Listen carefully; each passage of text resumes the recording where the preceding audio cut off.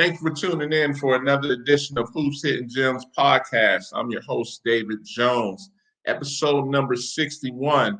Want to thank you guys, as usual, for tuning in, sticking with us for a year and a half, going on 2 in November. Can't believe it's been a long ride like that.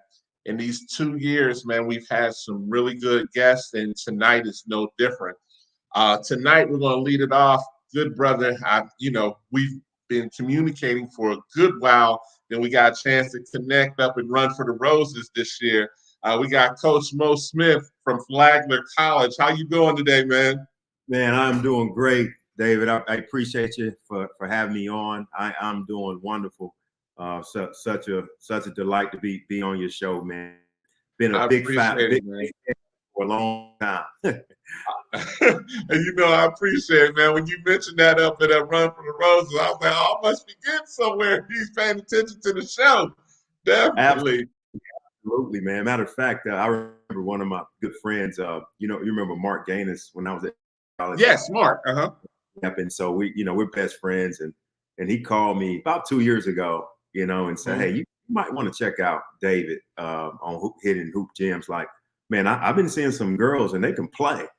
And follow you ever since, man. And so, and you're right. It's so great to hook up with you this past summer in Louisville. It was nice to chop it up with you. Definitely. And, as we talked about, man, yes, I do men's basketball, but I'm just as big an advocate on the women's side as well. And, when we got to talking, one thing led to another, man. We were talking about recruits. We were talking about the games. We were talking about the Peach Belt, a little bit of everything. And, we're going to touch on a little bit about that tonight. So you're at Flagler College. So for some of the audience that don't know about you, let them know about Flagler College, where it's located, and we'll get into the Peach Belt as well.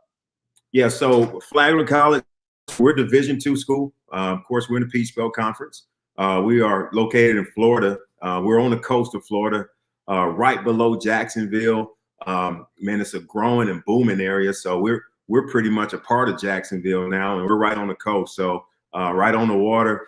We're 3 miles from the beach. Wow. Just, man, probably 200 yards from the bay. It's for all those who know St. Augustine. Just a lot of history. Beautiful place. Our campus is as well. And, it's a private school. We are a private school. One of the few, I want to say 2 private schools in the Peach Belt Conference, which is, usually is attributed to a great academic school. And that's what we have here at Flagler. So, definitely a great spot. My family love it here. Just a beautiful place, this area. And, man, couldn't be happier for sure.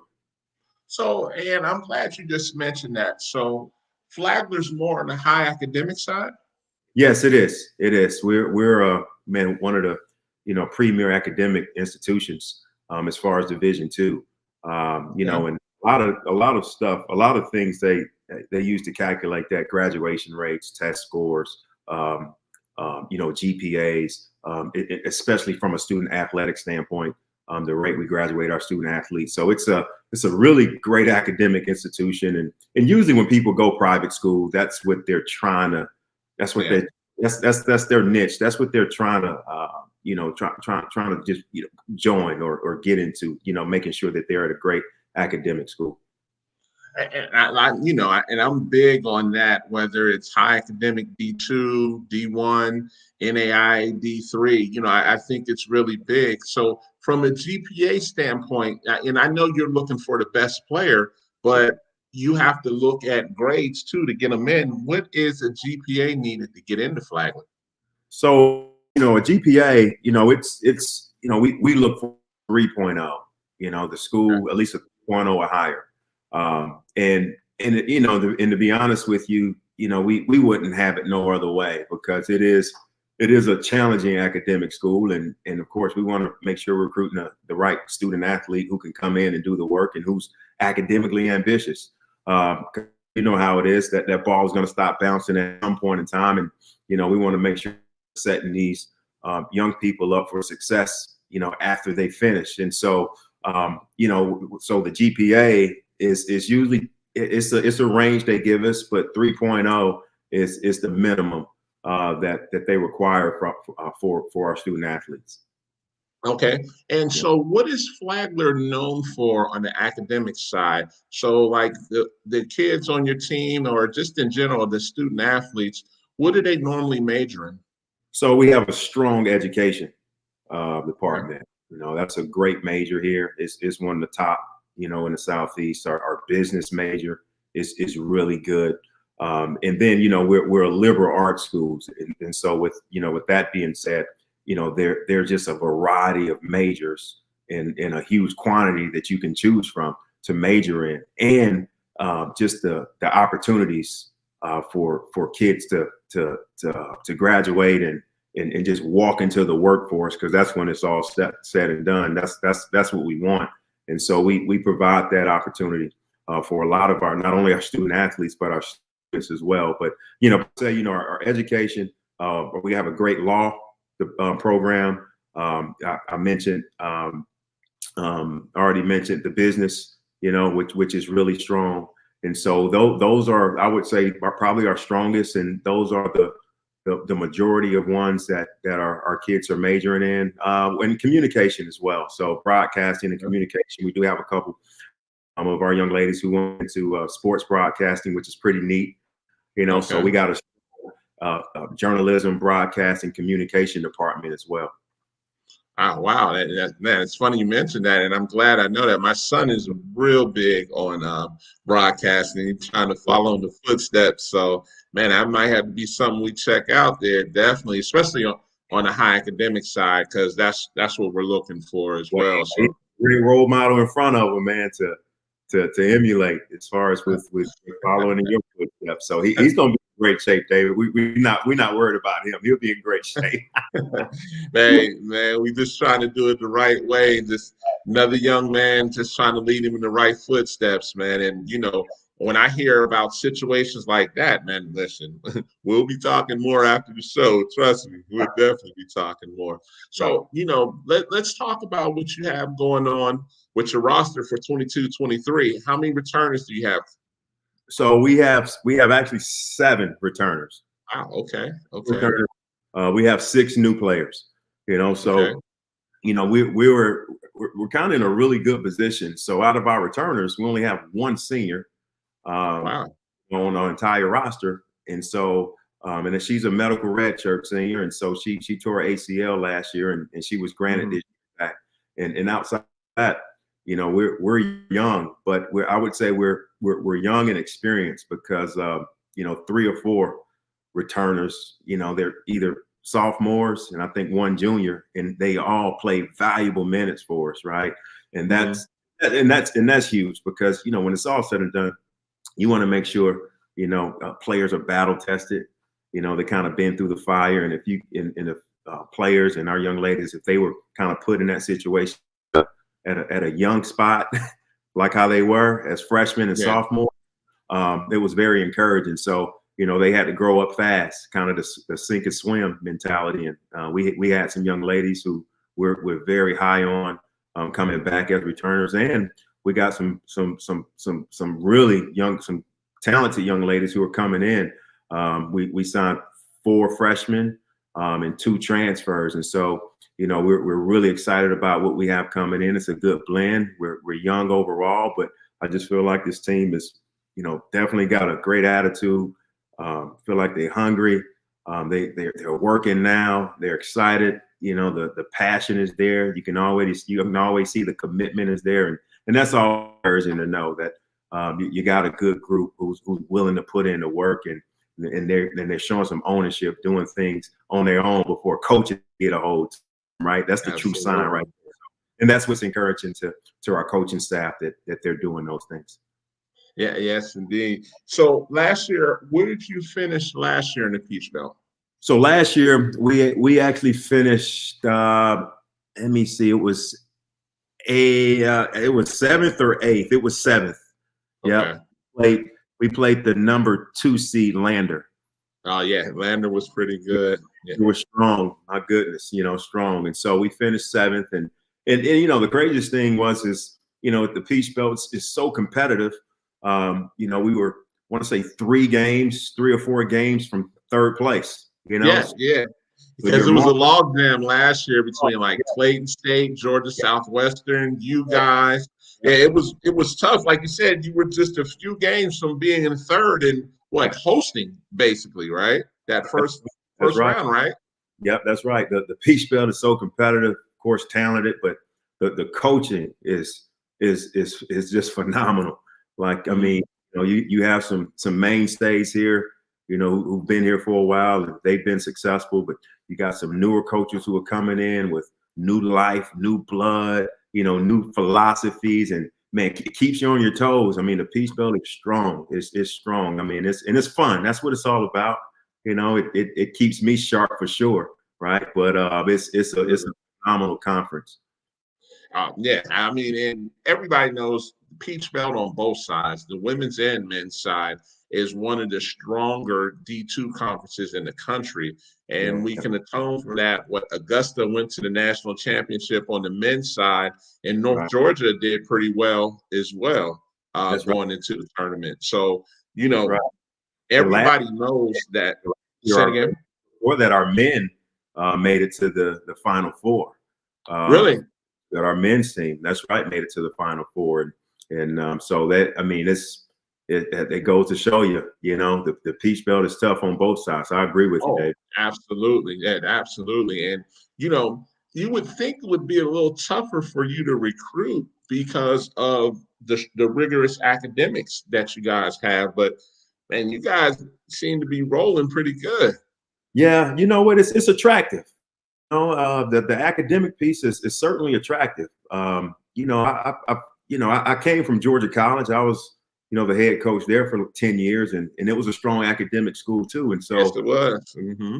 And so, so I was somewhat kind of hip to it already, kind of engulfed, as far as having that mindset, because, when it's all said and done, if, man, you recruit these young ladies, these young men, and when their priorities are in line, right, everything else is in line, right? Especially the academics, coming to school with the purpose, knowing that it's bigger than basketball. And if you're blessed with the scholarship, like, take advantage of it. Because, when, like we said before, like you want, our job is to help set them up for just future success, at graduation. But at the same time, they got to be tuned in, they got to be ownership involved, right? Usually more times than not, when they are academically ambitious and they are goal centered, outside of basketball, and they want to make sure that, hey, they got some things in place and that plan, and whatever it is, post grad, more school, walking into their field, like it actually makes our job easier when it's all said. Definitely. Right. Now let me ask this: does Flagler, they only have undergrad, or do they have graduate programs as well? So, good question. We only have undergrad. So Flagler, it is a fairly new school. So, it was established in the 60s. And so right now the plan is, and we have a great president who has a magnificent vision for our college. And so, last time I heard that we're looking to add grad classes probably over the next couple, grad courses and grad majors over the next couple of years. We're excited about that. From a school standpoint, for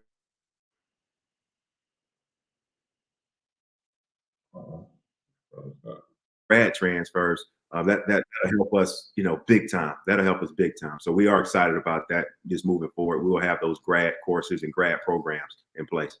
Yeah, that was leading into my next question, which you just asked, because I know if they were going to offer some grad classes, I know you were going to go after those grad transfers, because that's the new wave now. It is, David. It's hard to convince the grad transfers to get another baccalaureate, to get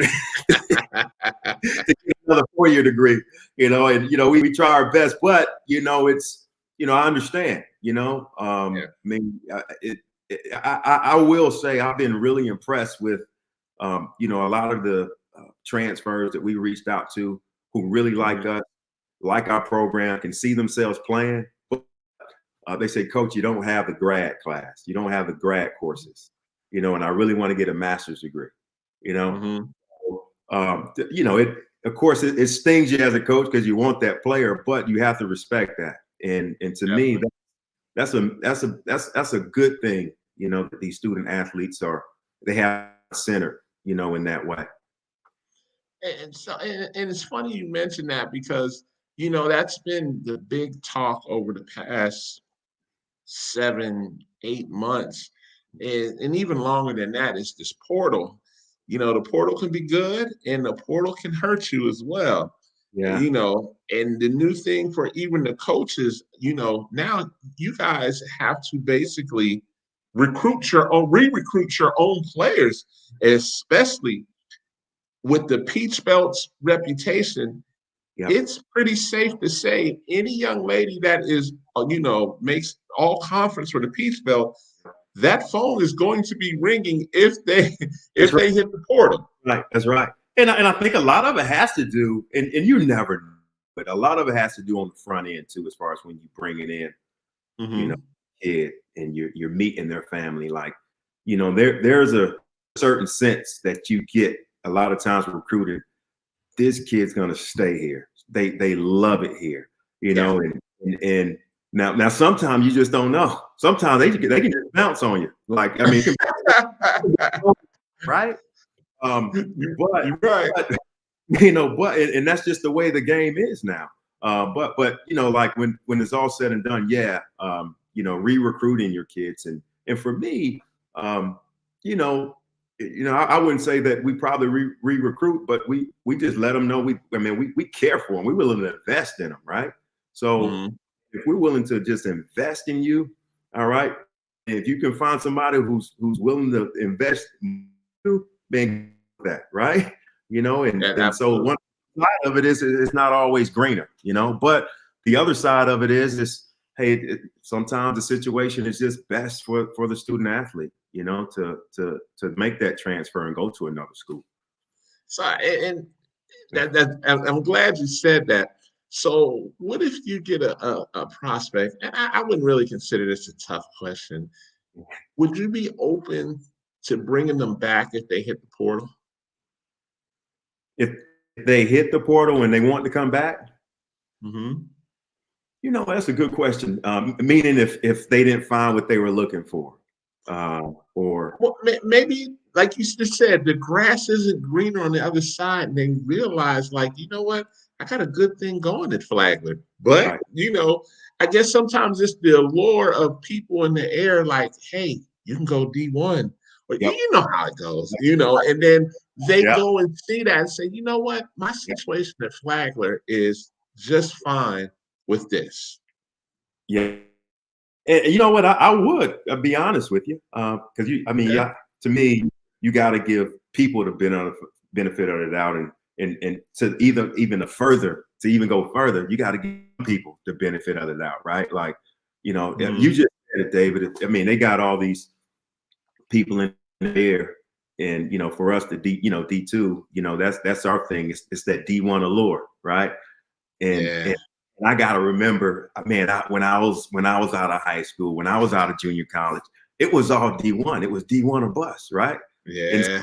But I went to Division II, and it was the best experience, right? So, but when it's all said and done, if a kid kind of to their scruples, right? If they come to their right scruples, I would commend that, and definitely, open the door back for that kid to come, and hopefully, we got a strong enough relationship and the trust there, to where, open that entire time. Because this is my thing, David, too, is I want to help them. Like, if they want to transfer, let me help you get somewhere, if you're willing, to, hey, where you think it's a good fit, let's sit down and talk about it, right?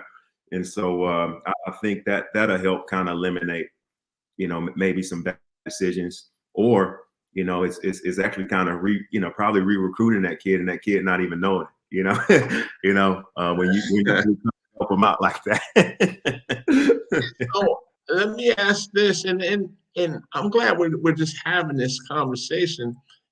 Do you guys give fools, or are you more you prefer to give half academic money and then fill in with your athletic budget. You Yeah, know, D2s are always yeah, it's always interesting to hear how they operate their budget because some, some like, oh, we do have, 10 fools. And I'm like, oh wow. Then yeah, others have to be creative because some be like, man, we got 3 or 4. I'm like, whoo, geez. yeah, yeah. D2 is very interesting Yes. because it varies from college to college, school to school. Yes. And so a lot has to do with each Division two's budget. Yes. When I was at Georgia College, our budget was totally different from the one that I have now. You know, Mhm. uh, but it forces you to be creative, right? And a lot of those things, if from school to school. So you can so private for us. We're private. Um, Mhm. and we do give out full scholarships. Wow. We do give out full scholarships, and I would say if about 60-70% of our kids are on a full scholarship, you know, Wow. Okay. and we can break up scholarships as well, right? Exactly. And the good thing about Division two, and most Division twos are like this right here, money can be supplemented, academic money Absolutely. can be Yes. supplemented, but that varies from school to school. What type of academic assistance will that college give, right? So that helped the D2 dollar stretch a whole lot further when it's all done. And to be honest with you, most Division twos need that, right? Not Yeah. not high revenue generators, anything like that. Like a lot of Division twos, a lot of small colleges, are kind of struggling with enrollment right now. Mhm. So you got to be creative, and fortunately, in the Division two world, when a lot of times when cutbacks happen, in the Division two world, the first thing they kind of look is Athletics. athletics, right? Yes. So resourceful, creative. You really have to be, and you have to, break up scholarships to make those dollars go further. But just like I know most, like myself and most coaches I know, they trying to help you find those dollars elsewhere. Whether it's through the Mhm. school, whether it's other programs, grants, and I think a lot of colleges will work with student athletes, especially if we want them here. And I'm glad you brought that up because, to your point, I'm in the midst of creating a workshop for parents and prospects so they can understand the other side of this. Everybody has this idea, oh, I'm going to get a full ride, but you have to be creative. Like you said, you just said it perfectly. I'll probably cut that part and probably snippet it so people can see, and understand what it is. Give me 1 second. I think it's Coach Smith's connection. He'll be right back with us.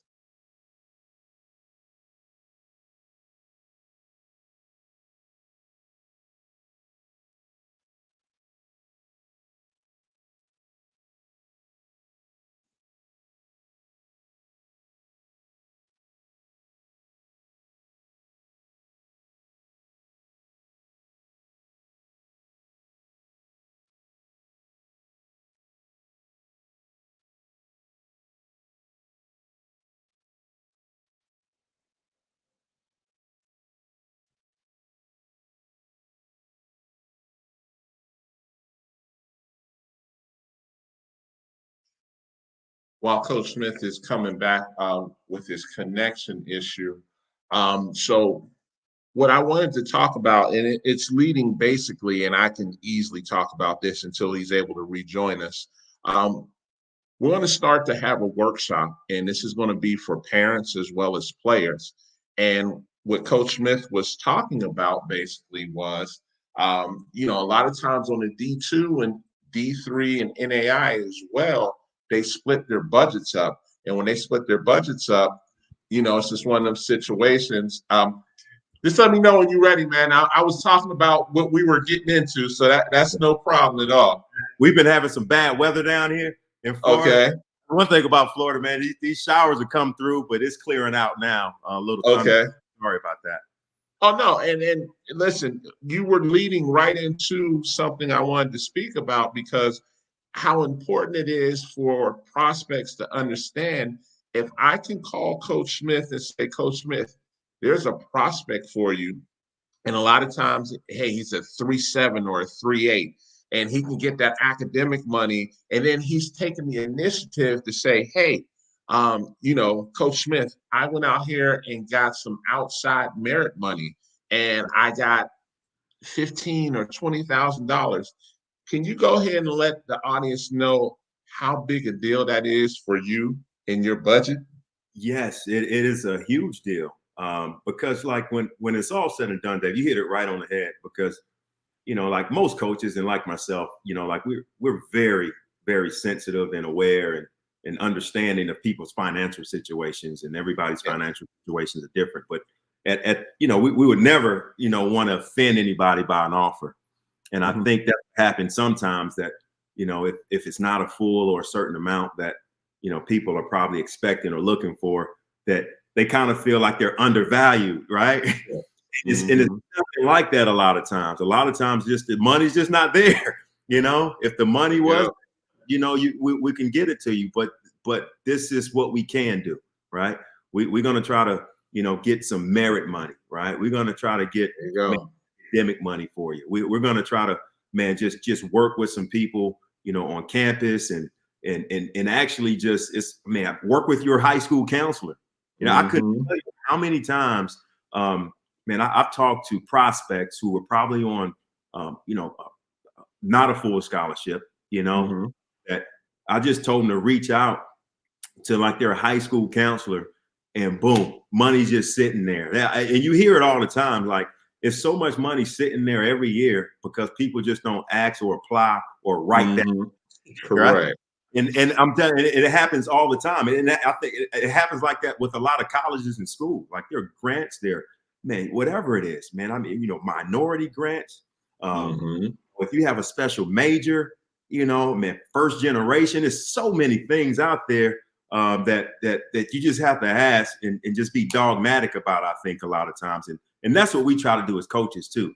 Try to help the family. I mean, if we want you here, we don't want you to be burdened. We don't want your family to be burdened, from a financial standpoint. So that's big. That's big. Those things are out there, David. And that's one of the things that I'm going to have that workshop for, because I don't think people fully understand how much more they can help their own process. Yes. Like, of course, yes, you have to be able to play. There's no question about that. Right. Yes, but at the end of the day, you become a lot more attractive. And I'll give you a great example. There was a young lady that I had for the service, and she was a 3.8, but she was she is a 3.8. She had her state money because, here it's Hope. Yep. But she was out of Louisiana, so she had TOPS, and she had military money. Oh, wow. Yeah. Oh, wow. Yeah. Listen, she went from, but she can play too, because she was, I think, third or fourth team all state. So she can play. Let's not get it twisted. Yeah. She went from nobody knowing about her to NAIs hitting her, D2s hitting her, because the other thing is Louisiana doesn't have a lot of D2s. And so with that type of money, she could go out of state. Oh, man. When I say that really opened my eyes to see, like, this is really the way to go for people that don't know. Yes, it is. I totally agree with you. And so, and we come across those situations quite a bit. And like you said, it make you so much attractive, Exactly. and you have to think dollar signs, at our level a lot of times. Like, the big massive budgets, most D2s don't have, So when you encounter that kid, you come across that kid, man, we jump on them, when it's all said and done. And then too, I think a lot of, and people have to realize too, David, is, when you do have, that type of kid come to your school, all right, and they are excelling on the court, they are excelling in the classroom, in the community, right? Like the coach don't want to lose that kid. the school doesn't Absolutely. want that kid, because you still have to look, when it's all said and done, like retention is still big at our level. I think Mhm. retention rates, the school don't want to, they don't want kids pilling out. Yeah. As a coach, you don't want that in your program as well. So, you know, there are things in place that I think, most coaches can help, alleviate, financially, from that standpoint as well. And so, yeah, but I think it's just so important. Like, of course, yes, there's need based, like you said, but the importance of that, the good grades and Yeah. academics of what it can do for you. Yes. Yes, it's great when you hear, oh, they're full pale. Yeah. That's great. That's a great start. Yeah. But like you said, you need more than a 3.0. Like, I'm sure to get Flagler money, you probably need that 3.6 and up to get that Flagler money. Yeah, you do. You do. That's right. That's right. And then so you have, and everybody have their version of hope, Sure. Yes. with this Bright Futures and some other, grants and everything we have in place. And so and most D2 coaches will tell you, hey, it's cheaper for me to recruit in state, you know. Absolutely. Yes. And so that's big, but in order for it to be cheaper, you still have to meet that criteria from that academic standpoint. What I like about Florida is they make you do community service hours as well. Really? And there's a certain number of community service hours that you have to get throughout your high school years, which my daughters are actually doing now. And I think it's the neatest thing, where they kind of got to put some sweat equity into it as well. I like that. I like that as well. That's not a bad thing. More should implement that because community service it's more than just you're out there just I'm going to do this to get this money. Sometimes you get to look at the world in a totally different way when you're doing community service like that. Absolutely, and it's the larger purpose, because that's Yeah. what we're about in our program. We're big on larger purpose. All right. Yes.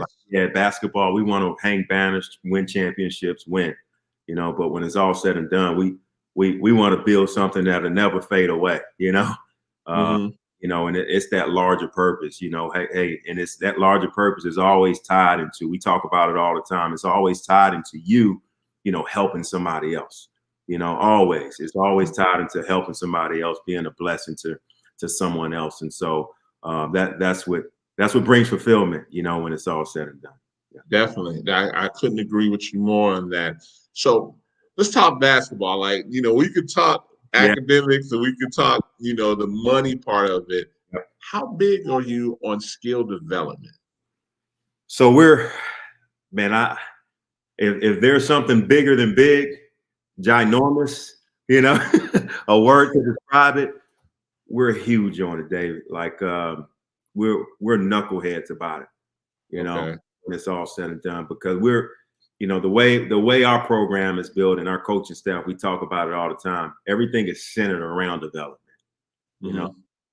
We get some kids who they got intangibles. They got some, and they can play, but they got some intangibles, great attitude, great work ethic, coachable. But if they can buy into, and they buy into the skill development piece, man, their game goes to another level, and hence work team as well, right? So we're big on it, and it's simple, things that we've been working on as a basketball players. We all know we hadn't reinvented the wheel or anything, but we try to be intentional about skill development every single day.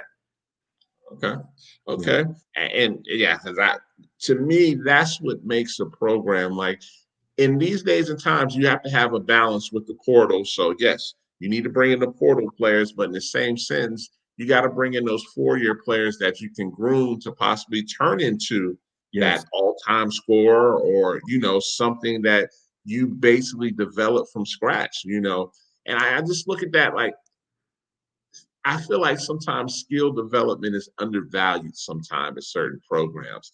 And the ones that excel at it are the ones that do very well.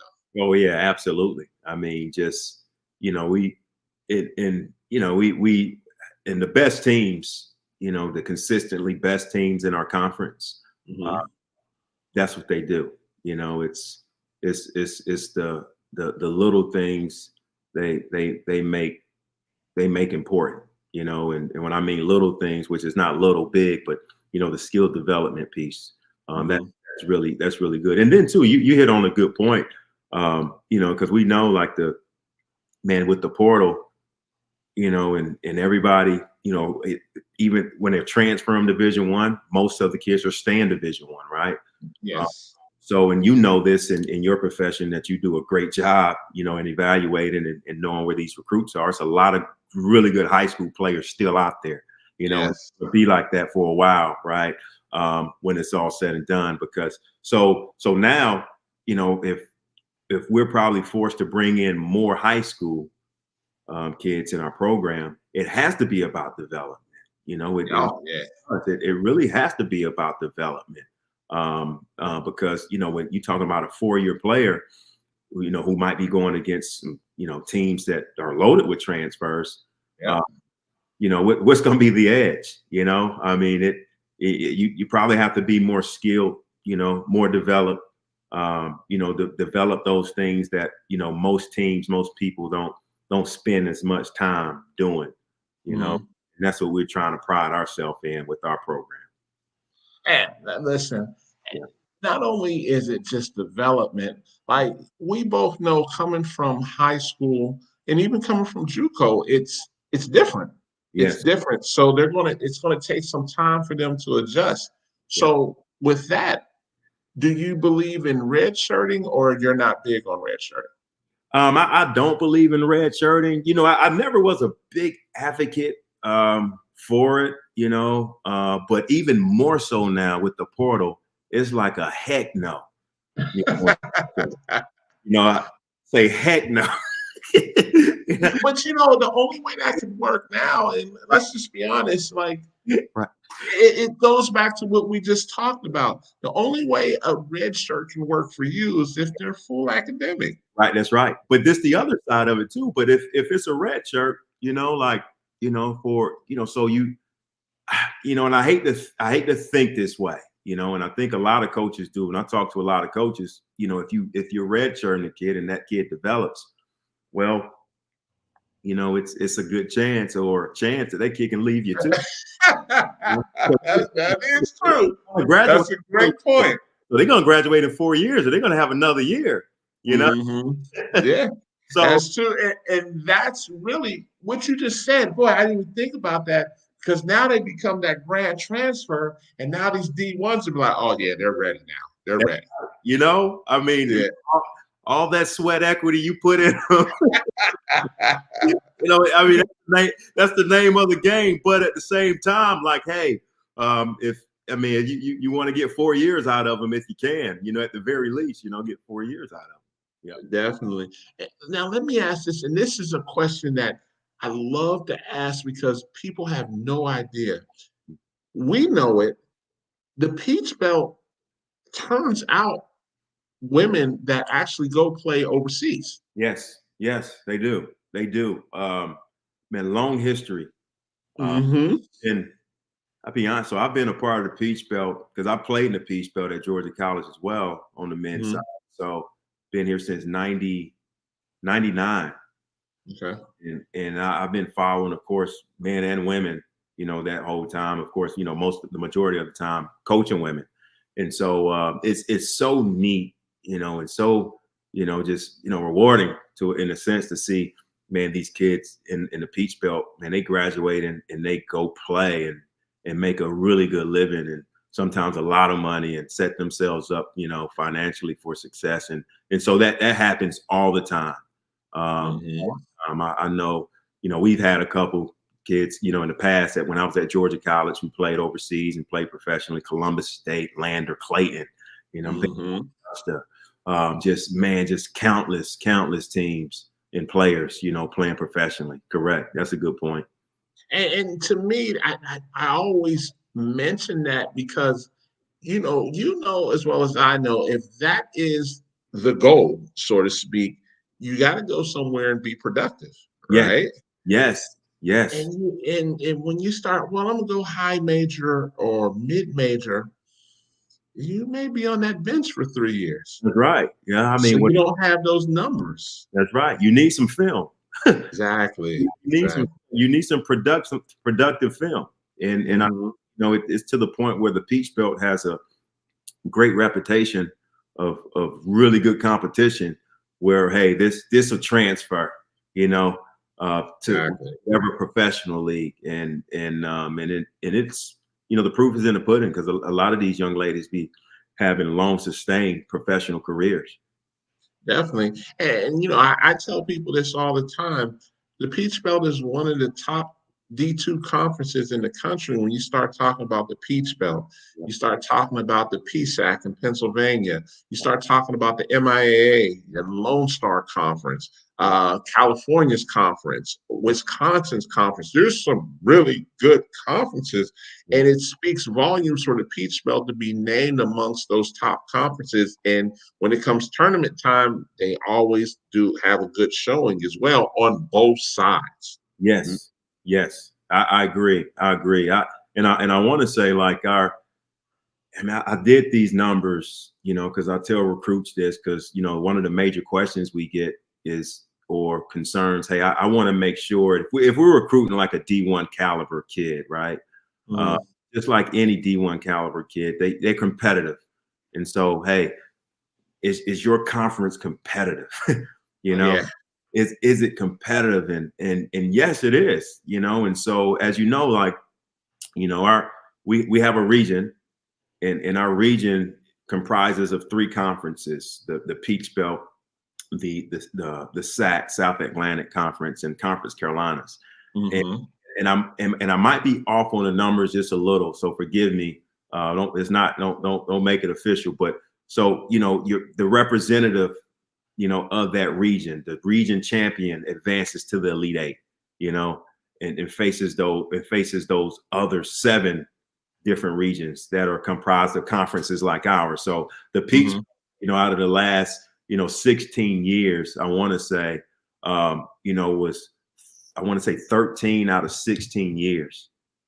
It was a Peach Belt school, representing, the region in advancing to the Elite Eight Final Four championship game. I mean, that speaks volumes right there, Absolutely. That definitely. So in going into this as well, so of course, we chopped it up and Run for the Roses. For you coaches that don't know about Run for the Roses, you need to go. It was amazing. It Yes. was amazing. 1,129 coaches there from all levels: D1, D2, D3, NAI. There were JUCO coaches there. Man, that thing. Look, that was my first time going. I don't know if that was your first time. It was my first time. I Yeah. walked there like, what is this? Yeah. Yeah. We've been going for some years, and Oh, rightfully so. yeah, that's right. And so, but this was by far the biggest one, and they told us that this was the biggest one that they had. And I tell you, like it was impressive. Like they did a phenomenal job. They Uh, did. it was organized, and man, it was clean, and it's easy to follow kids, and of course the space was good. Louisville is a great host city as well, and so Mhm. it was a lot of basketball. And so our thing, our staff, we talked about. Listen, you better go on with the plan. Yes, like most, like most absolutely. There were 72 courts. Oh yeah, yeah. But back in, I just remember when I first got into coaching, you can kind of go in and shotgun events, as we call Oh, no way you can do that now. No. Oh man, you mean you got we got our list, how many ever 50, 60 kids, and it's hard though, David, because this is how it is.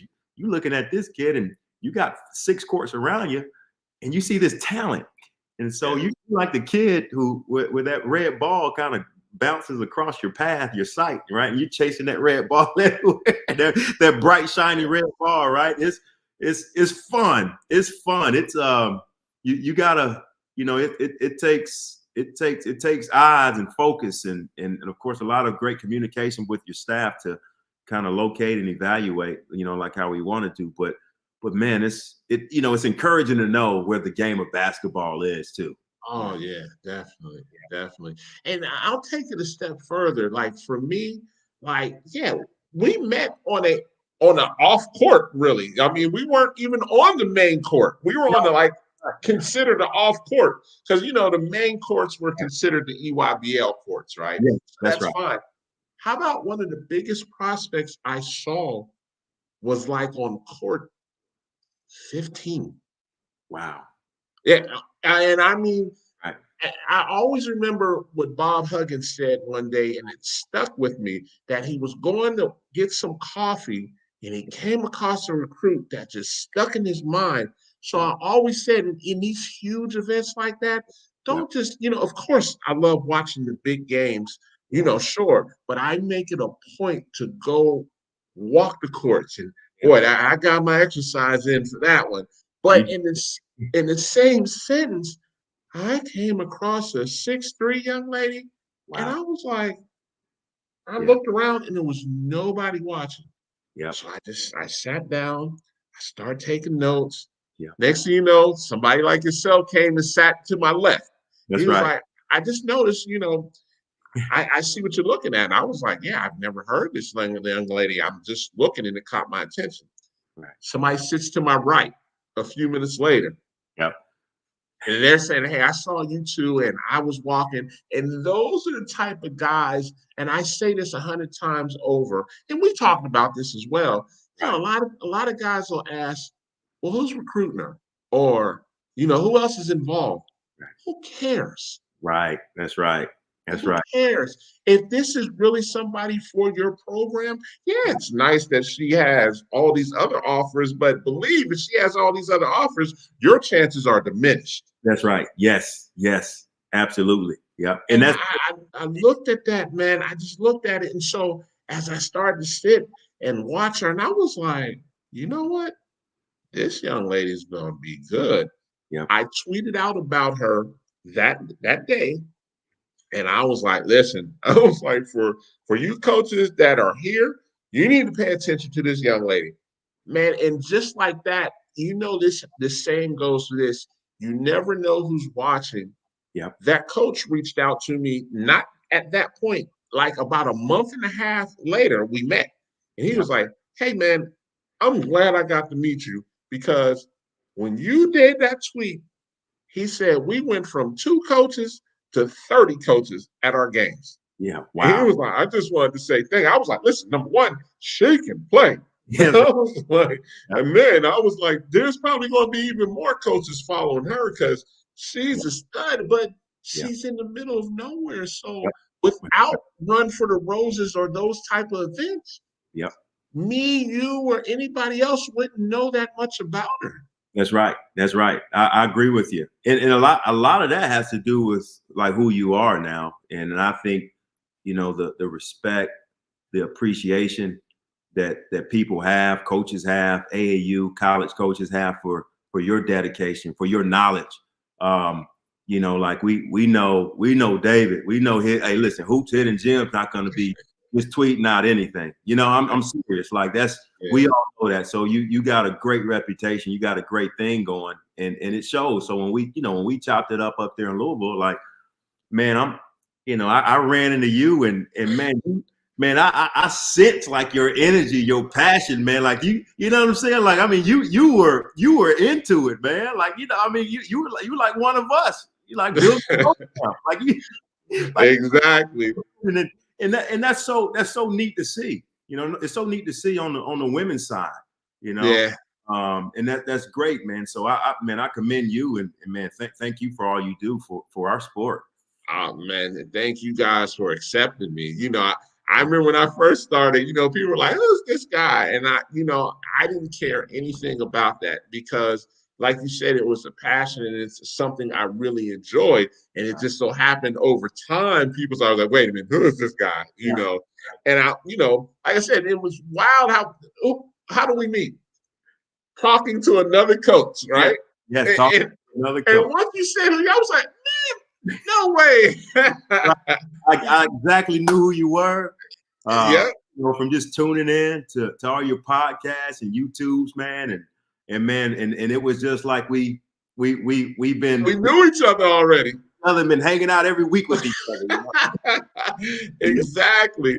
And you know, man, I love meeting people like you, man. And you know, it's one of those situations, man. We can sit there and talk. I mean, we were talking. We were like, okay, man, we'll chop it up a little bit later because you know, you're like, I got to look at some more recruits. I was like, yeah, I got to get out here and look some more as well. But you know, like saying, when it's that passion, and you know, obviously, we're talking about players that we saw, what's your thoughts and what my thoughts were. And a lot of times they align, and sometimes I'm like, I don't see that. Or, you know, you might be like, I see this.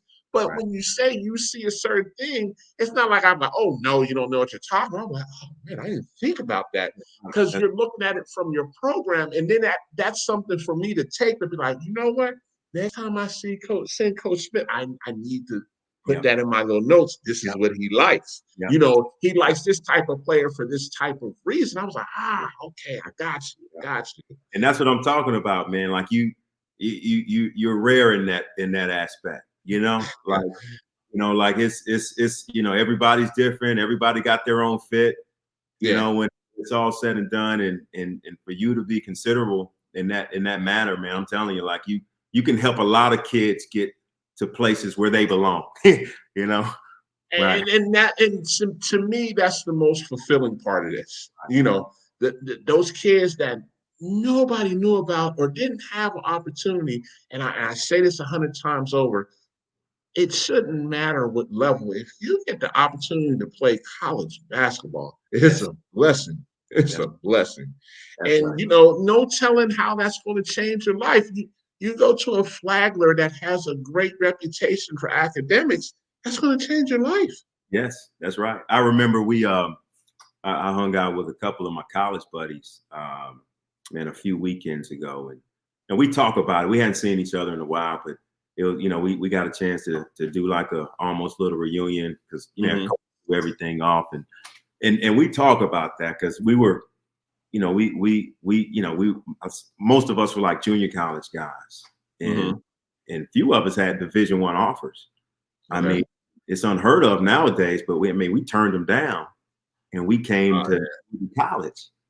And it was, and we did something special. Went to the Elite Eight and man, just you know, won championships and it was so, you know, so rewarding, you know, and it was no regret, you know. We don't talk about, you know, turning down those divisions. It's that experience. It was there you go. That right there is the biggest thing that people miss out on. It's the experience, like you know. Like you just said it best, where it's a situation where, you go D1, you're looking at the glitz, the glamour, the attraction of this, that, but if it's not that fit, all that doesn't mean a thing. That's right. That's right. And it's the relationships, right? That's part of it too. I mean, you know, think about it, man. I mean, we won, had a great time. Man, just the memories we created. And I mean, I would hope to think that if we went Division I, that you know we would share the same type. But you know, I don't. You don't know. You know, I don't want to find out. I'm glad we did. You know, like absolutely. Right. That's right. Right. That's right. I couldn't agree with that more. Now, the other thing I wanted to touch as well, man, and you know, that's it. We could just go for hours about this. The young ladies that come in and know their defensive principles coming to you, how important is that? Wow, I tell you what, like, you know, and that is so important, but in the same breath, it's becoming so rare. Yes. And rare, I mean by, you know, it seemed like the principles are becoming less and less. They'll have some. It used to be, you know, well, hey, okay, they're further along than what I thought. But so you're starting to see like less and less every year as far as certain foundational blocks that you thought everybody knew, you know. You know, man involved, midline, help side, talking, you know, closeouts, you know, proper. I mean, just, and so, you know, it's funny you say that. So me and my assistant, and we have some young ladies who come from some really good programs. and who were taught well, but we're not leaving anything to chance. Like we treating it like a real classroom, like a educational setting, and just terminologies. We're making sure everything is defined, everything is written, everything is clipped up and sent to them. Make sure they know, like, hey, from a visual standpoint, auditory standpoint, from even a kinesthetic standpoint, just in making sure like they know these principles, because I think a lot of times we just assume, especially, the older coaches, oh yeah, everybody's taught that, or everybody knows that, I should say, because I'm not going to put it on coaches. I mean, it is taught, but it got to be some receiving ground for the seed to be sown in too, but it's getting tougher, and David, a lot of it probably have to do with just the way the game is now. It's offensively minded, I mean, listen, and let's be real now. If you go to see a kid work out, they ain't working on no defensive slides. That's true. That is true. But in the same sentence, when she gets to you, excuse me, yeah, she knows that shell drill with the upperclassmen. Oh, yeah, she's in business. Yes, she is in business. Play so that's our thing. Like, listen, hey, if you play defense, like if you want to play, you're gonna have to play defense. I mean, it doesn't matter how good you are offensively. If you scoring 15 points a game and giving up, 15 or giving up 20, we're in a deficit. Yeah, you're right. You're so right. Yeah, that's right. So, but that's a great point. But I would say you do have some really good high school coaches out there, some really good AAU programs that you really try to recruit from, who like they're going to have those foundational blocks, or whatever your program is, whatever our program is, they're going to have those in place. And so we don't have to worry about those things.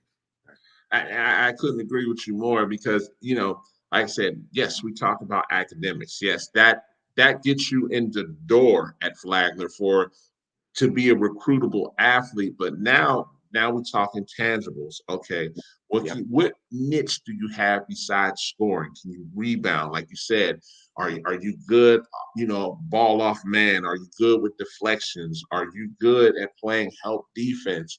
Yeah. Are you that where, Coach Smith can see those things and he's writing in his little notebook, like, okay, let me circle this kid's name right here.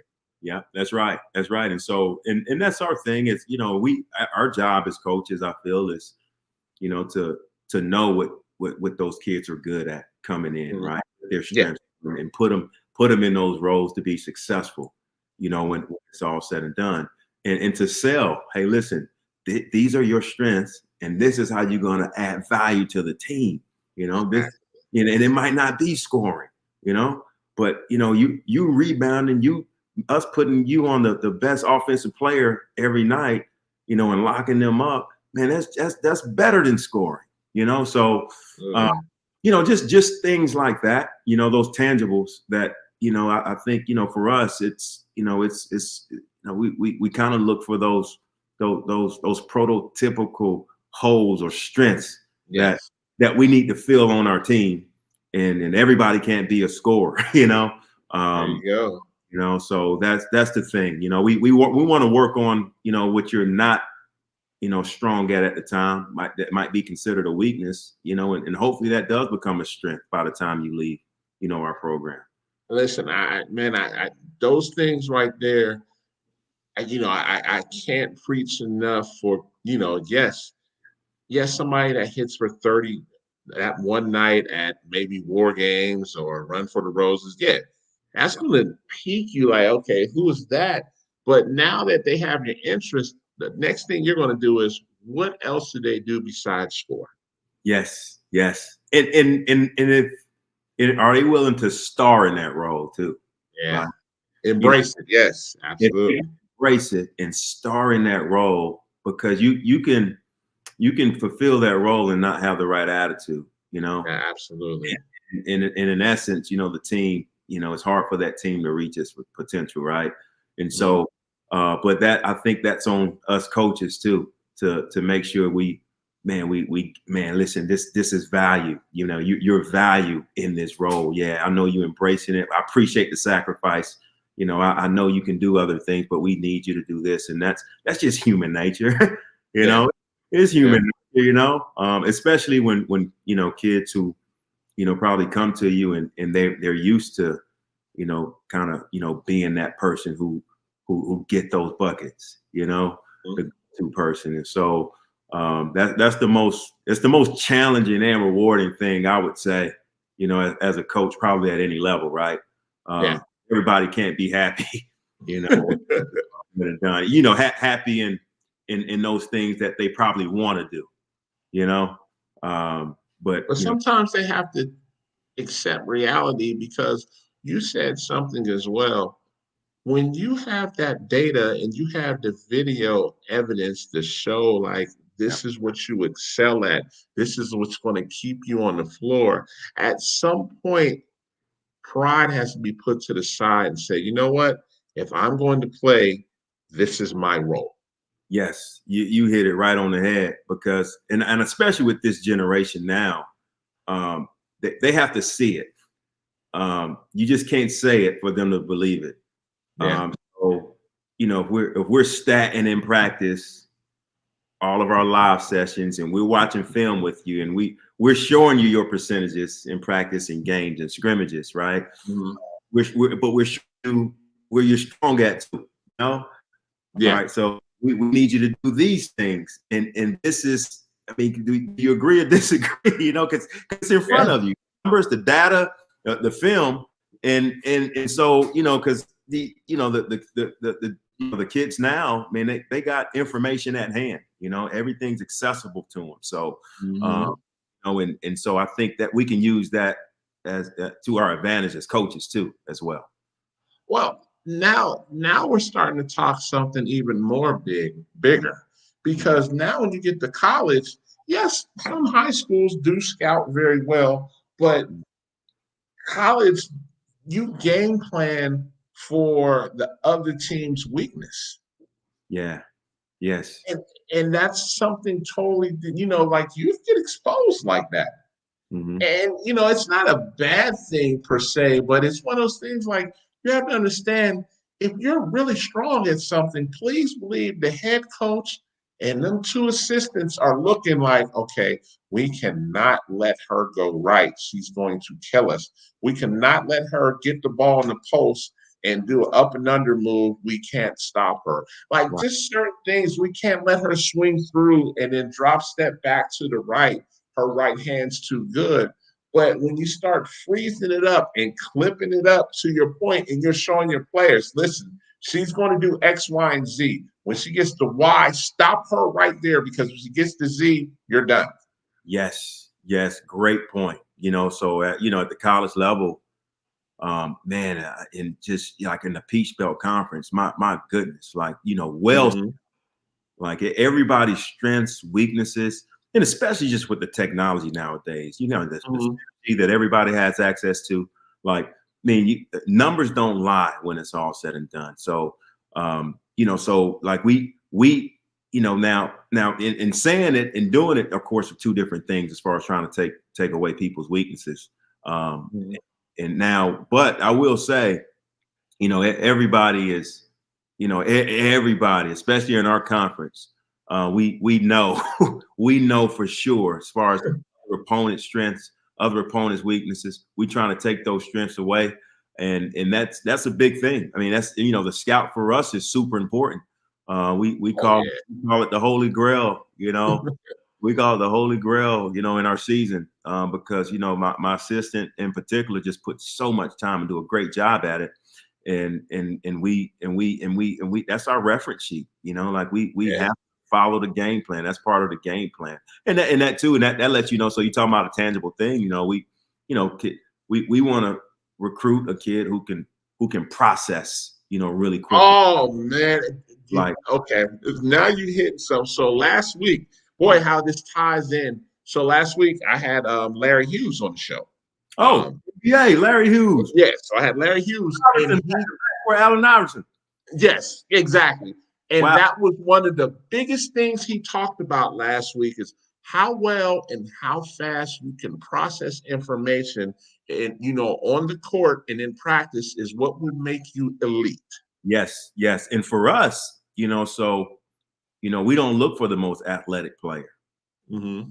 We don't look for a lot of times we all want, especially every player, the lengthy, skilled, athletic, but at the D2 level in particular, a lot of times we won't get that one that fits that prototypical mold. So, but I tell you what we try to get is the one who can process, how fast they can process, because to me, they can do that. That levels the playing field when they are playing against that athlete, when they are playing probably against some size, because it's just like football, right? That quarterback is in the pocket. It's the test that the quarterback school, and it's the draft workouts, right? It's the same thing, on the basketball court, right? How quick can they process stuff? Because you don't have time to think per se.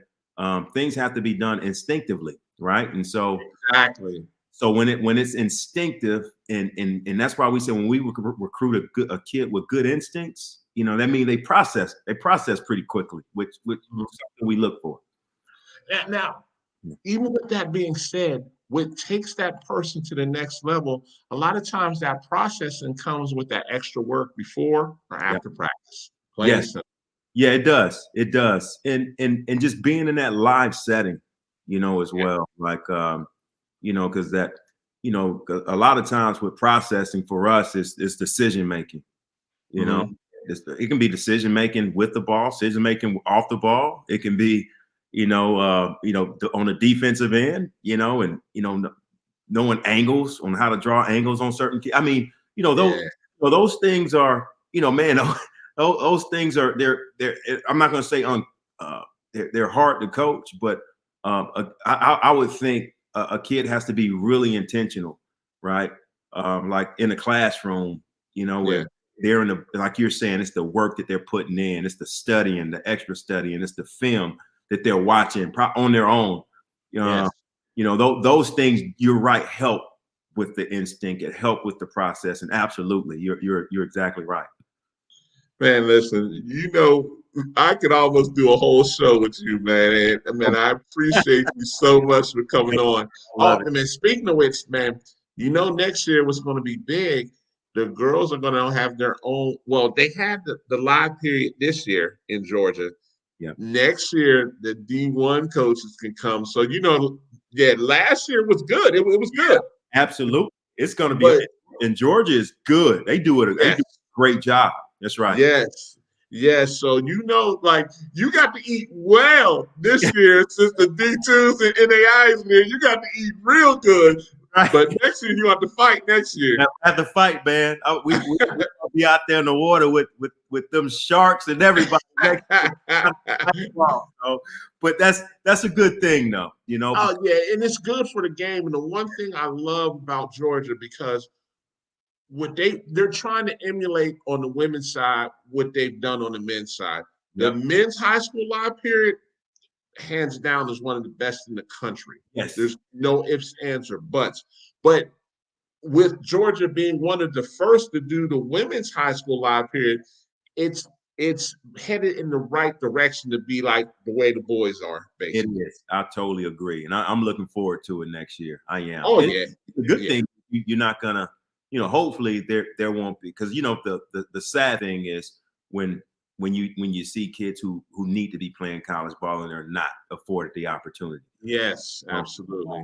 Even for us, where if I can't get a kid because of usually maybe financial scholarship reasons, and I can refer them to other coaches, and that's what that's what it's about right there. That's what it's about. But you hate to see that, a kid who works their tail off and committed and got that dream of playing college basketball. They should be afforded that opportunity. I couldn't agree with you more. And now that the girls will have high school live period to go with AAU live periods, that will increase their chances. That will definitely increase. Absolutely. Listen, brother, I got to get down to Flagler this year to see. I've never been to the campus, and I've been, my first year I went to Bethune-Cookman my first year, so I know that area very well before I transferred. But yeah, I have to get down there to see what the campus looks like. We see the campus. It's beautiful. You know, matter of fact, we were just voted one of the top 10. I think it was U.S. News Report, top 10 most beautiful campuses in the world. The world. We're in the top 10. So it's a beautiful place. A lot of history. You come down. You know I'm gonna take care of you, man. Come on down. I know you will, man. I already know. And I'll probably text you later. Send me your schedule. Yes, I will. Yes. Send me your schedule. Definitely, man. Listen, I appreciate you so much for coming on, man. We'll be talking real soon, okay? We will. Thanks, David. You take care, all right, man. You take care. You too. Thank you. All right. Bye-bye.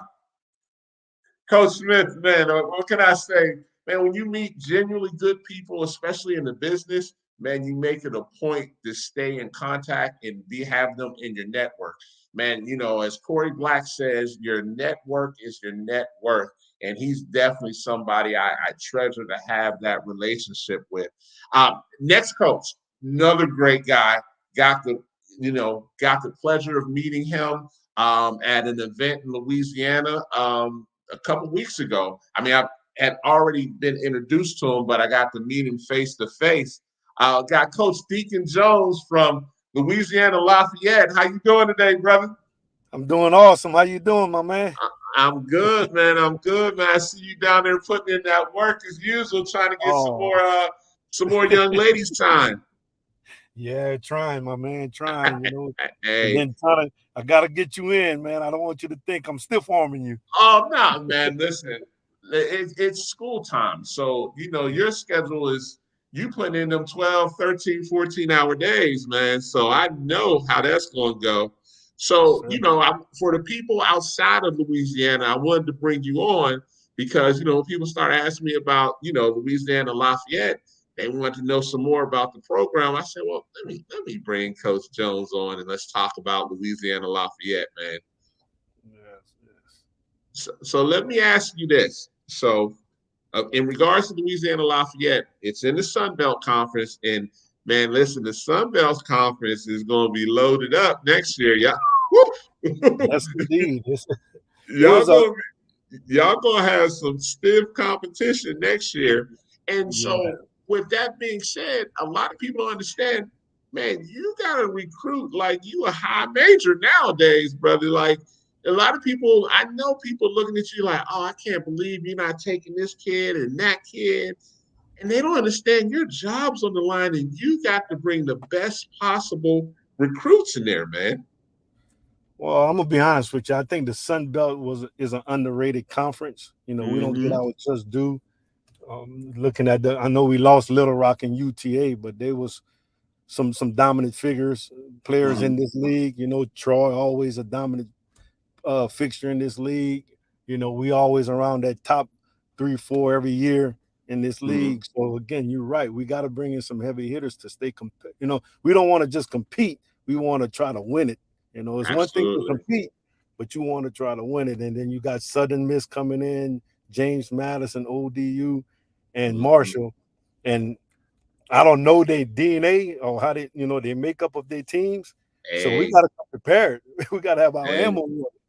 For ODU, yeah, you better be prepared for ODU. Oh, I heard about it. Hey, I've been hearing the noise, you know. So they're gonna be ready for y'all. And you know, Marshall's a very respectable program. Like all of them you just mentioned are going to add value to the Sun Belt. You know, to go along with Troy, Georgia State, and all the other ones that are in the conference as well. So you know, y'all got y'all hands pretty much. Man, y'all got to grease them palms and get it ready. Before they even came to the league, it was a battle every night that we played. You know, Georgia Southern stepped up. Again, you know, from where they came from, Coastal Carolina always is a dangerous place to play. App State always plays with your mind when you go up there. So, yeah, like I said, we are a very underrated conference. We don't get our just due, but again, we just go out there and play every night. So, man, let me ask you this, and you know, for the people that don't know, you know, you recruit athletes, but you're recruiting student athletes. What does it take? What are you looking for GPA wise to get into Louisiana Lafayette? To get into our university, I want to say is a 2.5 to get into university. Okay. So again, ACT score has to be, I want to say 18. Oh no, I'm sorry, we closed 21 now. It's Oh, 21. 21. Okay. Well, Yeah, yeah. it's 21. ACT score 21 to get into our university. Athletic wise, we can make some exceptions. They waived the ACT scores Yeah. because This is the last year, if I'm yeah, not mistaken. Yeah. exactly. So, but they got some other tests that you can take to get into our university. I think it's like a Okay. comp exam, all that other stuff that you can get in. So, but we still a high academic school, with nursing and engineering and business Okay. becoming, one of the toughest fields to get in. Got you. So, roster wise this year, how many newcomers you got coming in? Oh, I think we have 8 newcomers with 2 being freshmen. Okay. Yes, 2 being freshmen, 2 junior college. No, when I say 8, I'm sorry.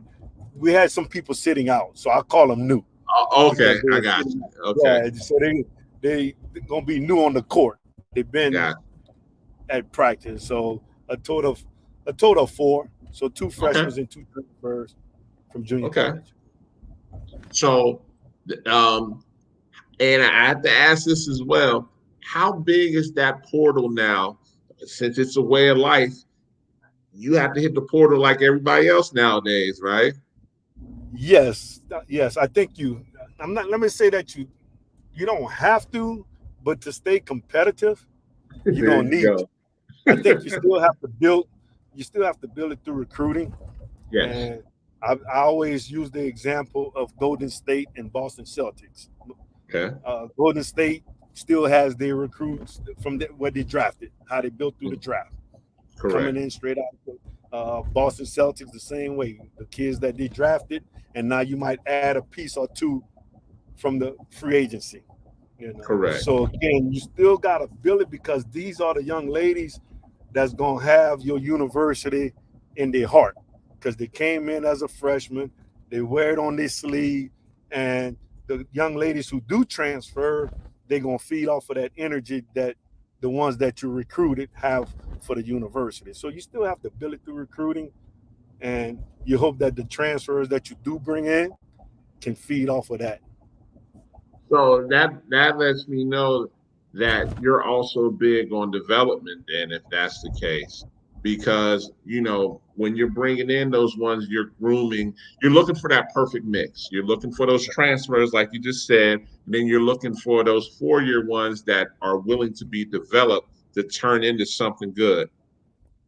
Yes, and I tell that to the ones that we are recruiting, that we bring in as freshmen. I tell it to them and the parents. If you're looking for your kid to play right away, I don't think this is a play. You want your kid to play right away, but if she doesn't, it's not the end of the world because coming from high school to college is a total different monster. Yes, it is. Yes, AAU, you played every minute.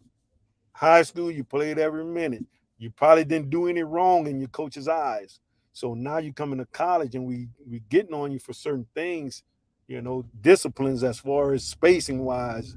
It's not just go, go, go, go. It's different now. We have a strategic plan here. And with that being said, so you might not play your freshman year. It's not the end of the world. There's nothing wrong with that. And just like you just said, don't correct me if I'm wrong. So you basically redshirted 2 young ladies last year, right? Yes. To me, I think that's the best thing to happen to freshmen a lot of times, where you get that extra year. So you're going in, you're practicing every day, you're learning the system, and you're not playing, but you're practicing. So you still have your 4 years intact.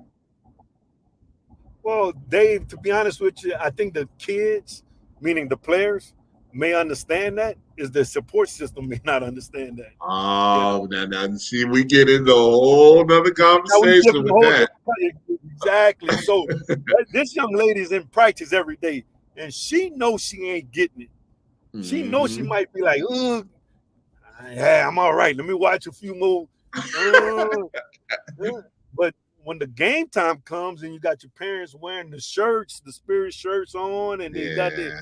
and they're watching you on the bench, and they're like, "What's wrong?" They ain't even watching the game. They watching the girl on their daughter on the bench with their hands up, going, "Why you not playing?"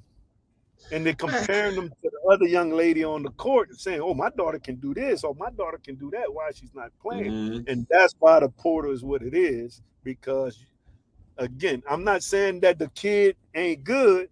She just not ready. Yeah, Your she just daughter needs some is more good. time. Yeah. Right, exactly. But that's like you said, that's a different conversation for. Oh, oh, oh, oh. But Now we talking that AAU world there. Oh my goodness. Man, hey, that's man, just a whole different animal right there. But no, and unfortunately that feeds into when you get them in college that they want that instant gratification. And man, like you just said it. I mean, and boy, I may have to clip that. It's a different animal when you get to college. You might have been all region or all state.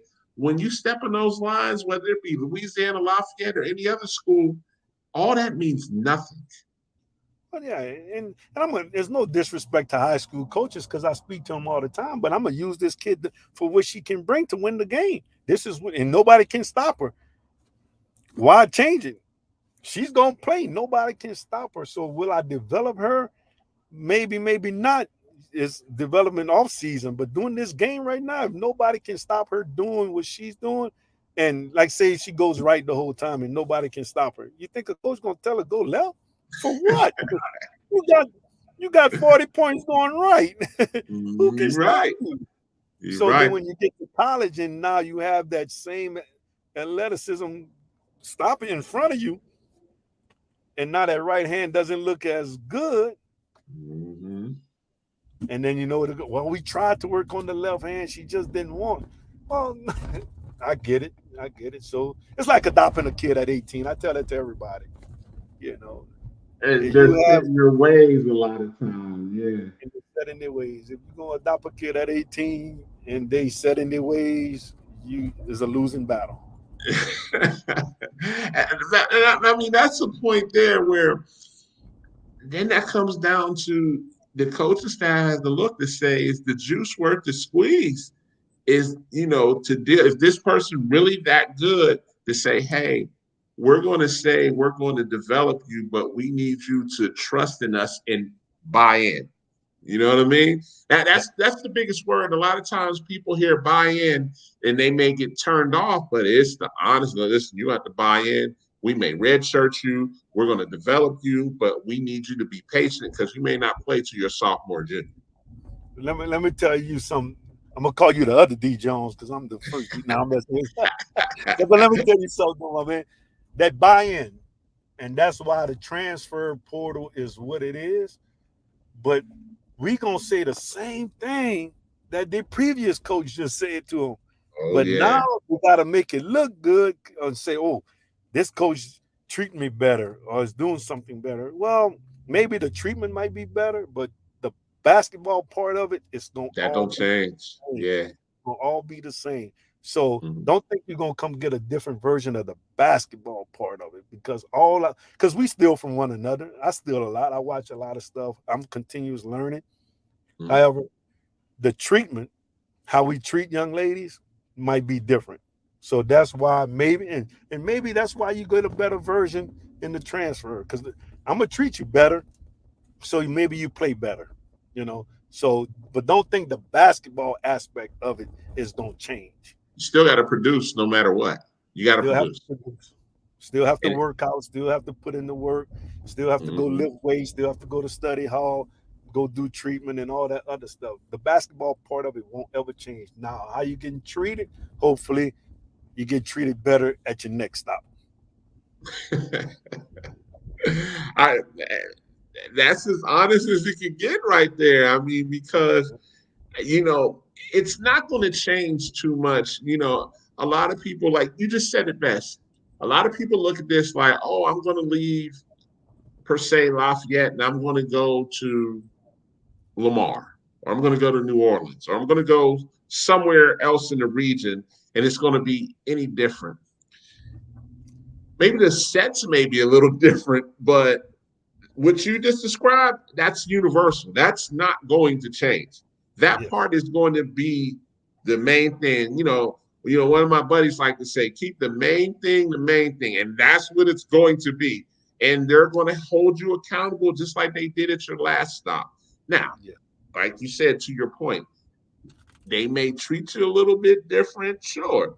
But what a lot of people fail to understand is this is how you feed your family. Who you telling? This is how you feed your family. And you're held accountable to the people that hired you to bring a good product and win. Plain and simple. Like a lot of times you don't have time to say, oh, that's okay. Yes, you'll pat somebody on the back and say, okay, I can see you working hard. But at the end of the day, you got to produce just like they do. You got to get the best out of them. And if you don't, what's going to happen when they walk you into the office and say, hey, we're going to go in another direction. And then the parents are, oh, I can't believe they did that to you. You were one of our favorites. That don't do nothing for you. No, not at all. I tell this to all my parents, though, D. If a coach ain't going to will not sit somebody that can, one, give them a contract extension, two, give them a raise. You think you're going to be on the bench if you can keep me from getting fired? You're going to play. Like, you playing. You might play every minute. Because like you said, this is how I feed my family. But I'm not just going, again, we're not trying to win games. This is not high school where we can go 0-21 and still have our job the next year. Yeah. So, if it's about the game and winning, your kid will play. Trust me. I don't care which sport it is. Now, if your kid is just not a good person, then that's a different story, altogether. Like, that's what we recruit good kids, come from great families. Like, we recruit families. So you want to talk about the recruiting process, we recruit families too. So your kid can be one of the best hoopers out there. But if they come from a bad family, why would we? I mean, it's that's a cancer to the team. Let's just be honest. Yes, it is. And you can't have that. You cannot have somebody ruining everything you guys have built from a culture perspective for the sake of a 1 year or 2 years of them being, or them being there 1 or 2 years and then possibly hit the portal because they feel like they can go higher and they've just ruined the whole culture and the whole time. So now you got to deal with the carnage afterwards. I have a good friend. She coaches Power 5. She brought a kid in on an official visit. So that means offered, right? That's an offered kid, official visit. Well, she disrespected her parents at the table. After that, she said, wait, baby girl, you can't play here. Wait, in front of the coaching staff? In front of the coach, she said something disrespectful to her parents. And the coach told her right then, like, you can't play here. Because if you can do it to your parents, I know what you're gonna do to me. Oh, please. That's and this is a Power 5 player. So that she was there on a visit. And when she told me that story, I was like, it happens. People don't understand that you have to be a good person. The hooping part is just a byproduct of some other things, You have to be a good person. And, and it's so funny you mentioned that because, my gosh, if she did that in front of the coaching staff, I know they were probably looking at each other like, oh, nah. And here's the sad part about that. Somebody's going to take her and somebody's going to put up with that because what did you just say? You just said it earlier. Somebody will put up with that if she can possibly get them an extension because you said she's a Power 5. So if she goes mid-major or low, she's probably going to be killing folks. But at what expense, though? At what expense? Like you say, is the juice worth the squeeze? Absolutely. I listen to you now, Jones. I listen to you. No, and you're right. But and I'm going to return that to you. Is he going to get them a 5-year extension? May or may not. They may burn down the kingdom. Absolutely. Like you said, is it worth it? And that's a huge gamble because you just said if she disrespected her parents in front of the coaching staff, man, that was probably going to be nothing to what the coaching staff was going to get. Nothing. Let me tell you. And some of these players, I'm gonna be honest with you, they good enough to win a game or two, but not the chip. They won't win that chip. Yeah. So you recruit the players that can win the chip for you, not maybe 1 or 2 games. In the same, and I'm glad you said that. Someone that usually has an attitude like that is usually not a team player and they're for self.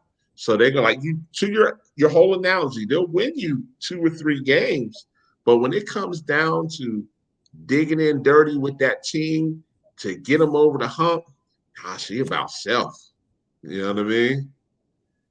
Yeah, well, I know. Trust me. And we watch it. That's what I'm saying. In the recruiting, don't think that I'm the only coach that's watching it across, we all watching it. They watching how they interact with their teammates, how they interact with their parents, how they interact with the whole aspect of this game of basketball. But and I'm glad you said that. And the other thing what people don't know, because you just said it, the coaching community is small. And with it being small, please believe that word's getting out. You don't want to do that. She talking to her mama crazy, talking to her daddy crazy. And, and with it being a Power 5, the first thing is going to ring bells. I look at it like you. Let's say you were interested in the kid. You'd be like, oh, she wanted a Power 5. Okay, I'll just pay attention. And you hear they rescinded the offer. Naturally, what you going to say? Why? Yes. And once you hear that, that's it. You don't want that. You don't want that headache. I'm a firm believer of, the kids in the transfer portal. I will call their coach just to see what their aspect, and I guess the relationship that I may have or the way I come off with the other coaches, I hope they're 100, they staying solid with me and telling me. So I have a coach that actually said, Coach D, don't touch him. And I valued his opinion. She can play. And I was like, okay, fine.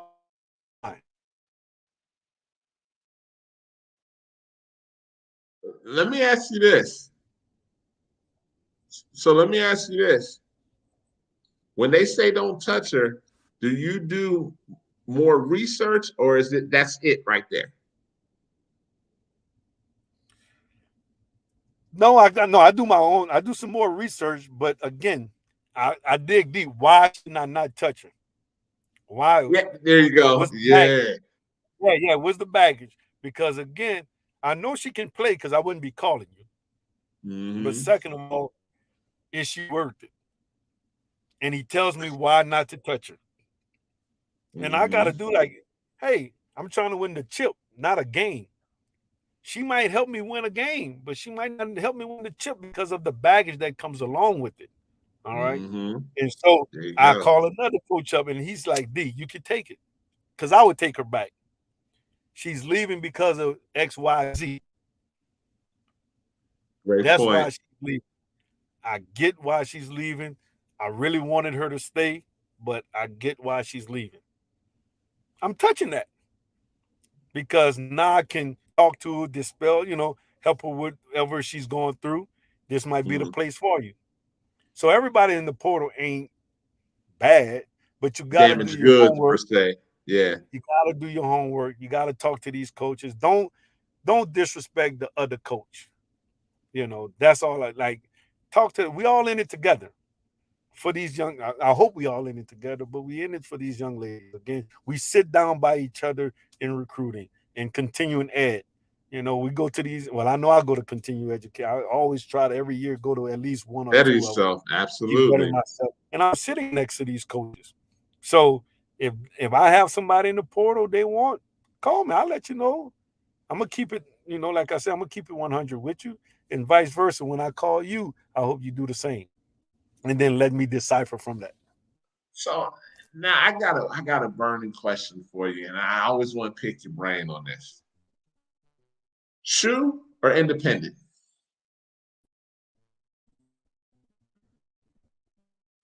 Can you hear me?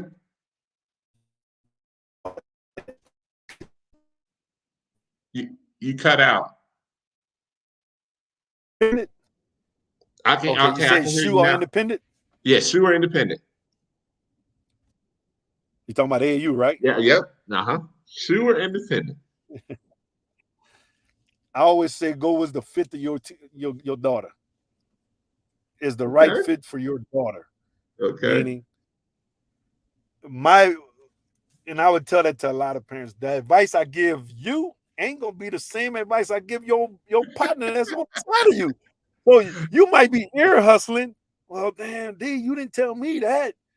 Because you're not that. You know what I'm Yeah. saying?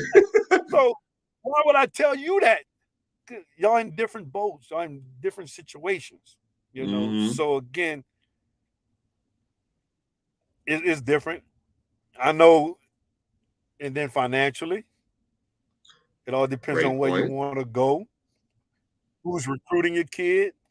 You can go with a shoe and they may be in Chicago or Virginia, and that's some heavy hitters. And you could be mid majors or low mid major, but nobody's watching. I mean, I can't go watch some of these games. I need to be on this court because that's where I got a dog in this fight right here. I found myself on the court by myself sometimes, and I'm hoping nobody comes because I find me something. I got something I right here. like that. I like that. Please don't come sit by me because I found this one. Now eventually people walking, they may be like, let's see what he's watching. Because I do the same thing. Mhm. Let's see what they watching or whatever. But again, Mhm. you can find your dog on an independent team. You can Oh, find you a yes, you heavy can. hitter. You can find Yes, you a you heavy can. hitter on that independent team. Now, in some independent teams, they go play the shoe teams. Great point. Great point. And we don't care about the score. You know that. We just want to see this young lady compete against them. You Mm-hmm. might lose by 50, but go Who compete. cares? Who Mm-hmm. cares? Yeah. Now your coach may want to win, your parents guardians may want you to win so they can brag at the water cooler when they get by the concession stand. But Yeah. we like, man, you did fine. Oh, but we lost. No, I understand y'all lost. Your team wasn't as strong as this team. But what Mm-hmm. you did was what we need. And they don't get that. And that's a great point because man, some of those independents will play some of the EYBL teams and get ran off the court. But there will be a few young ladies that show, as you just said, they belong. And now that they belong, now to Coach Jones's point is, man, you belonged out there with that EYBL team. So that lets you know you're a Louisiana Lafayette type of player. Now, unfortunately, on the other end, you can look bad too. You can look real bad.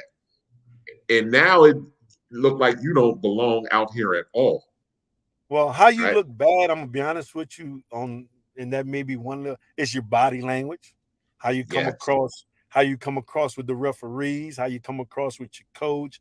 You got to realize your team is not built to play against this EYBL team.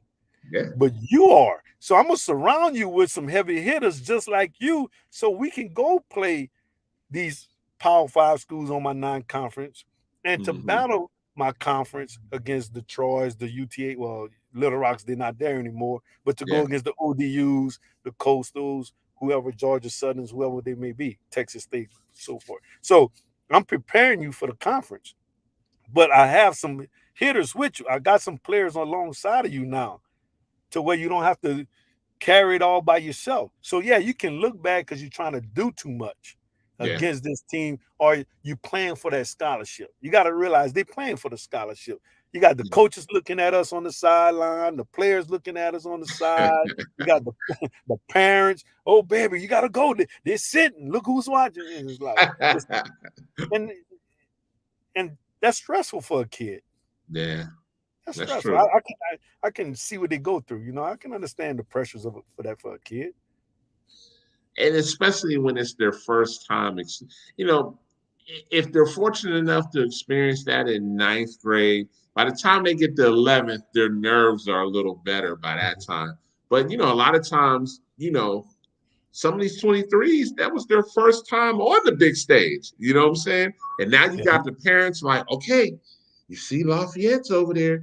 You see Lamar's over there. You see Houston and New Orleans over there. You better show out, or when you get home, it's your butt. You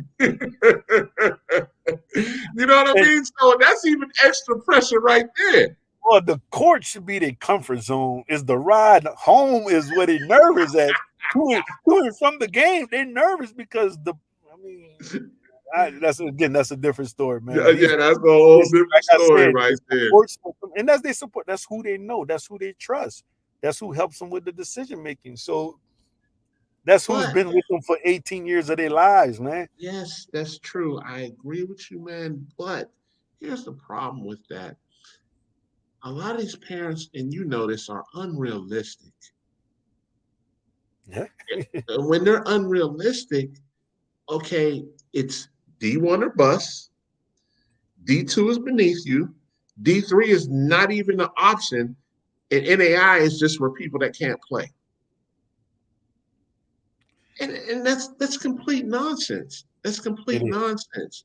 And I mean, my gosh, there's like 300 D1s now. Okay, yes, that's good, but everybody's not D1. And what did you say earlier? It's a fit. If you fit, go get it. But don't try and force a square into a circle. Yeah. Don't work. Don't work. But yes, now it's stressful because, you know, the parents, I paid good money for you to make this happen, and you just not doing what you need to do. Yeah. Well, and again, you got to realize, like, say you got your kid maybe 2-3 hours away because you wanted her to go to said school. Mm-hmm. You wanted her to go to said school. She's unhappy. She's in her room every night crying. Yeah. But she has to show face for you. Oh, I'm good, Mom. I'm good. But she's not happy. She's not going to be the best version of herself because it's your idea. It's what you want her to do. Yeah, exactly. Now, and because you said, I paid this, I traveled that way, boom, boom. This is where we going. Or like you say, D1 or bus, or this Power 5 school or bus. You want to wear the sweater? We go to Academy, we go to Foot Locker, we're going to go buy you this. That's a great point. You want to wear it? I mean, a lot of these kids can't stand up to their parents, or they just, you know, it's just, and I get it. I get it. If you want to wear the sweater and the hat and walk around in the living room or go on the job and talk about it, I get it. Go ahead on and do it. But just make sure that I got 3 kids. I got my daughters, man. And I know that's one thing. Their happiness is, listen, you can go, I tell them they got 4 LSUs in the state. They got LSU, you got LSU Shreveport, you got LSU A, and you got LSU Unis. Pick which one you want to go to, and if you're gonna be happy, go to school, be happy, and do, you know. But which one are you realistically can go play for? Realistically, which one are you working out to go play for? You know, and so forth. It's like you say, be real with yourself and be happy. Let your kids be happy. I got one last question for you, man. Can you let the listeners know what is the average day for a UL student athlete on the women's side? What's an average day look like? It's funny because you asked me that on the first day of school, and they always in my office cutting up, making all kind of noise. I was trying to kick them out. Nah, an average day. Okay, well, we go to class from 8. We try to pick classes from 8 to 12. We get that 8 to 12 block. Mm-hmm. And after that, we'll practice from 1 to 3:30. Okay. We let them go get some lunch. Then, like I say, practice from 1 to 3:30. study hall from 5 to 6:30. Okay. But sorry, right after practice, they'll go lift weights. I'm sorry. So from 1 to 3:30, 3 whatever, they'll go to weights from 3 to 4:30 in that time. Mhm. Get an hour worth of weights. And then they'll grab them something to eat because we provide them snacks. NCAA got a rule, we can provide them snacks. I mean, that's what they call them. And they grab their snacks, then they go to study hall, athletic academic study hall. They're required to do 6 hours a week. So we kind of got women's a block for 1.5 hours for 4 days. So from Okay. like maybe 5 to 6:30, go to study hall. And that's it. They're done. Okay. Hey, We kind of map it out a little bit. Now, if they older or in their concentrations doing clinicals or whatever, we kind of tailor practice toward them a little bit, because academics do come first for us, and we do allow them to either come to practice late or leave early.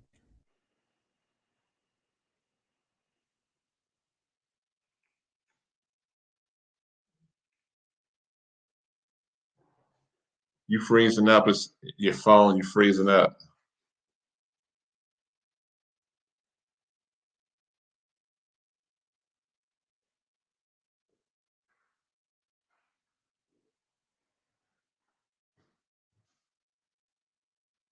We lost him. We were getting ready to wrap up anyway. So that was Coach Jones. Listen, really good friend of the show.